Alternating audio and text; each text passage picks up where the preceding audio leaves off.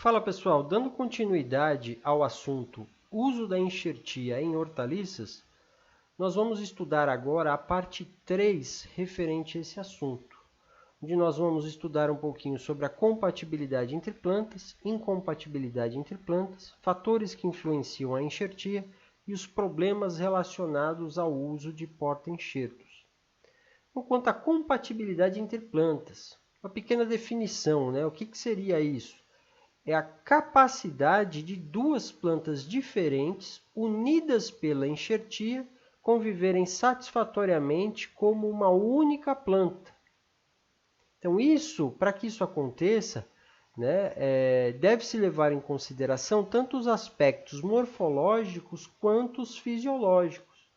Então, nos aspectos morfológicos, os vasos condutores das duas plantas que se unem têm que ter quantidade e diâmetros pelo menos semelhantes. Já nos fisiológicos, ela é relacionada à quantidade e composição da seiva.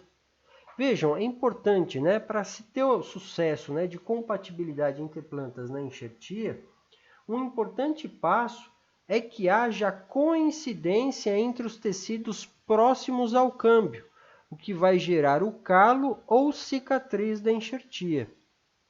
Então vejam, nessa imagem aqui à esquerda, nós temos a exemplificação de uma planta enxertada. No detalhe aqui nós temos o calo, né, bem evidente desse enxerto. Isso é importante quando a gente identifica isso. Para as hortaliças pode levar até 7 dias para a gente identificar essa formação do calo.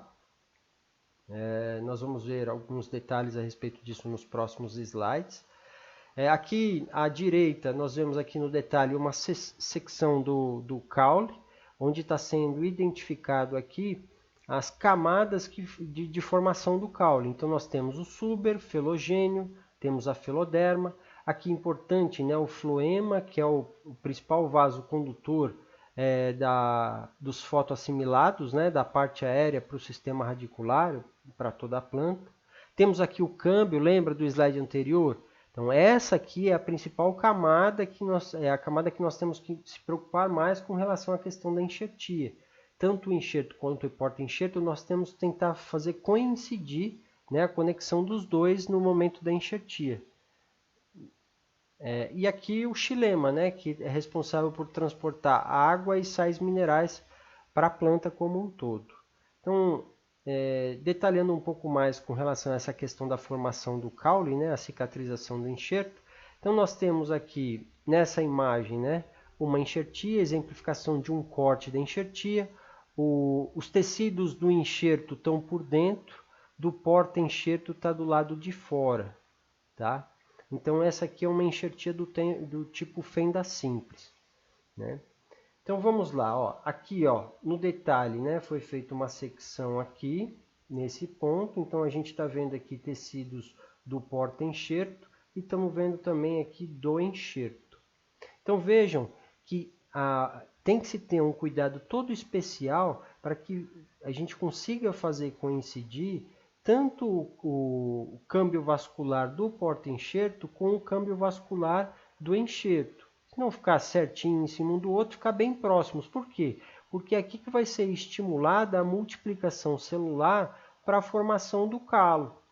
E depois de um tempo, essas células que formam esse calo, elas vão se diferenciar por dentro, né, para novos vasos condutores do xilema, e para o lado de fora em novos vasos condutores do floema. Para as hortaliças, algumas informações importantes, né? O processo de união pode ser visível um dia após a enxertia e termina 1 a 3 semanas depois, com a completa conexão do sistema vascular do floema e xilema. De 3 a 7 dias, pode ser observada a formação do calo a depender da espécie. E a formação da união do enxerto termina quando o ferimento é cicatrizado e ocorre o estabelecimento da circulação de água e nutrientes da raiz para a parte aérea e fotossintatos da parte aérea para a raiz. Certo? Então vamos lá, quanto à incompatibilidade entre plantas. Então, a incompatibilidade ela pode se manifestar através de alguns sintomas que são importantes. A gente tem que ficar atento para isso. Então, baixo índice de sobrevivência do enxerto. Então, o enxerto é a parte aérea, né? Então, a tendência é que se houver incompatibilidade, é que essa parte da planta morra primeiro. Também amarelecimento das folhas, ocorre desfolha, falta de crescimento também. Enrolamento das folhas e morte imediata da planta, outro sintoma de incompatibilidade. Também o crescimento excessivo do ponto de enxertia ou na zona próxima a este. Isso também é um sintoma de incompatibilidade importante, né? Diferenças marcantes na velocidade de crescimento entre porta-enxerto e cultivar. E para finalizar aqui, a ruptura do ponto de enxertia. Então isso aqui pode acontecer, às vezes dentro de um mesmo gênero de plantas, dentro de uma mesma família de plantas, né? Quando a gente testa, por exemplo, espécies de uma mesma família ou espécies de um mesmo gênero que apresentam diferentes velocidades de crescimento em determinadas condições climáticas, elas podem se tornar incompatíveis como conjunto para enxertia. Nesse quadro aqui nós vemos a afinidade entre gêneros e espécies de Solanaceae. Bom, antes de discutir um pouquinho a respeito do quadro, gostaria de citar que esse quadro foi retirado do livro da professora Rumi Goto. Foi professora na Unesp, trabalhou muito com essa parte de hortaliças, né, durante toda a carreira dela. Me parece que agora ela já está aposentada. Então, é um livro, apesar de ser antigo, né, de 2003, é um livro que traz informações bem interessantes para quem quer começar a se dedicar um pouquinho com relação a essa parte de enxertia. Então, aqui no quadro, né, ele é exemplificado aqui 3 espécies de Solanaceas e elas sendo testadas, né, com diferentes porta-enxertos de mesma família.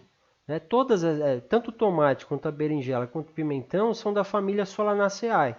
Então, eles foram testados com diferentes gêneros, né, da mesma família Solanaceae. Então, vejam lá, algumas respostas são interessantes, né? Então, o tomate, por exemplo, obviamente, né, ele deu alta afinidade, alta compatibilidade com o tomate, né? Podem ser tomates, né, outros cultivares híbridos de tomate. Mas ele deu também alta afinidade com berinjela. Então, é uma enxertia que pode ser feita sem grandes problemas.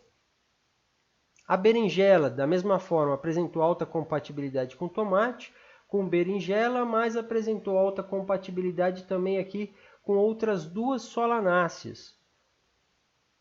O pimentão, por outro lado, apresentou afinidade apenas com o pimentão.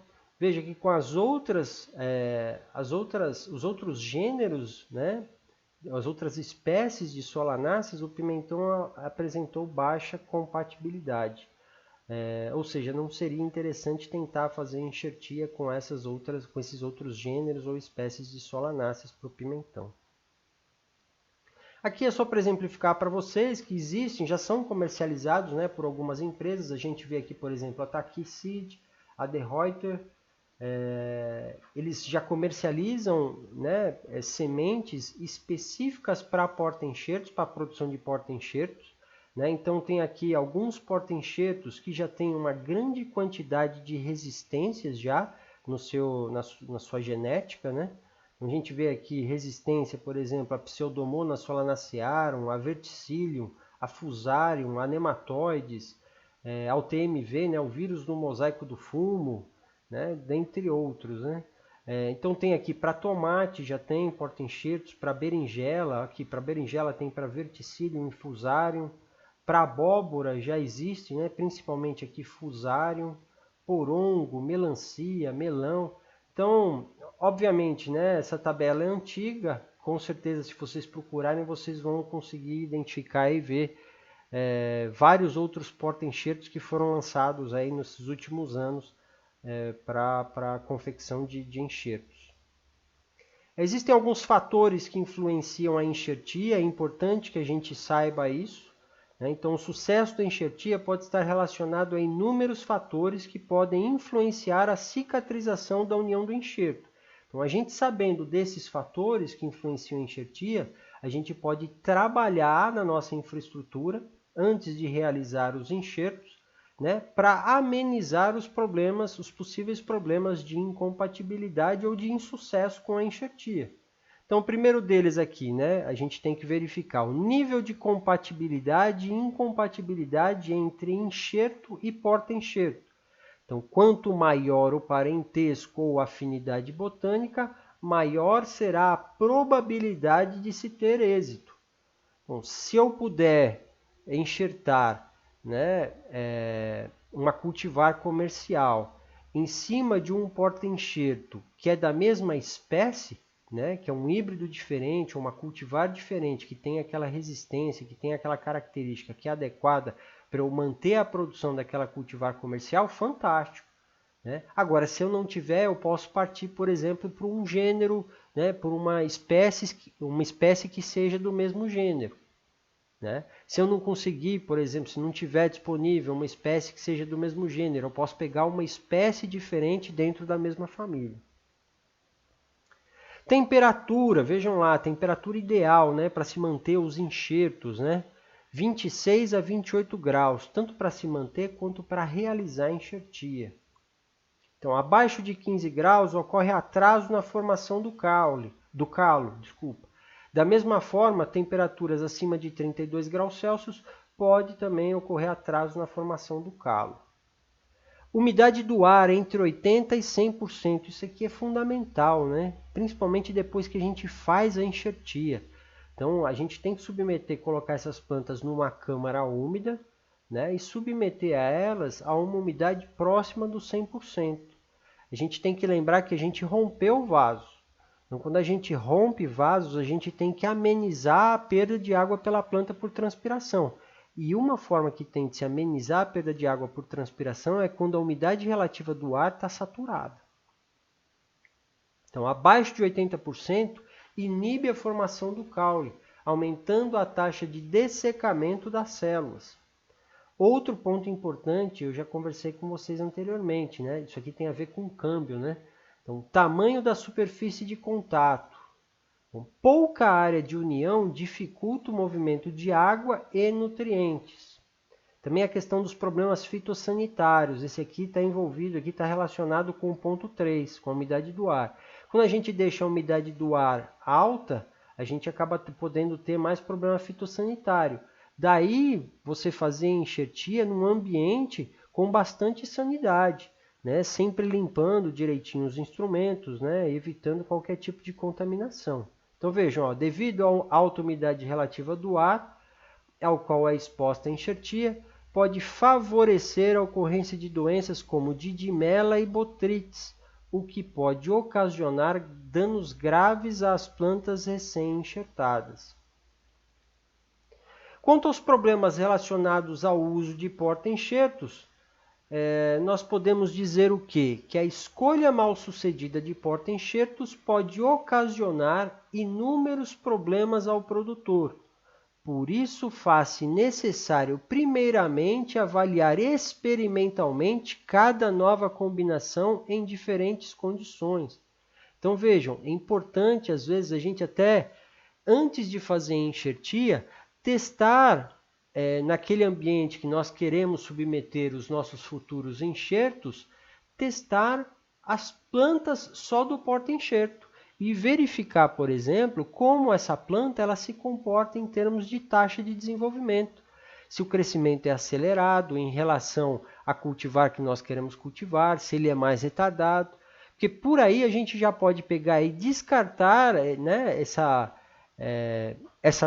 cultivar do porta-enxerto, para que a gente não tenha insucessos depois na enxertia e acabe onerando o nosso custo de produção, a gente acaba tendo prejuízo. Né?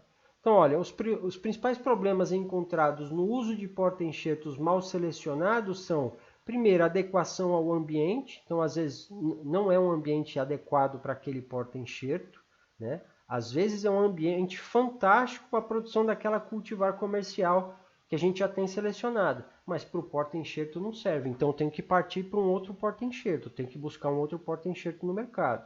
Outro ponto importante, a influência na qualidade dos frutos. Citei para vocês, não lembro se foi na parte 1 ou na parte 2 desse assunto, eu citei a respeito da questão da enxertia de tomate sobre jurubeba. Né? Então a gente tem que tomar cuidado para que o porta-enxerto não transfira, não prejudique de alguma forma aquilo que eu estou querendo produzir na parte aérea da planta. Duração da resistência a doenças e combinação da resistência entre porta-enxerto e enxerto. Então esses aqui são alguns dos problemas relacionados ao uso dos porta-enxertos. Então temos que ficar atentos a isso. Tá bom? Então nós chegamos aqui ao final, né, dessa parte, aqui algumas referências, né, que foram utilizadas, né, tanto para as outras partes quanto para essa parte aqui também. E nós chegamos ao final da parte 3 relacionada ao uso da enxertia em hortaliças. Se vocês estiverem com disponibilidade, já cliquem aí na parte 4 e vamos seguir em frente nesse assunto que é bastante interessante. Tá bom? Abraço e nos vemos já.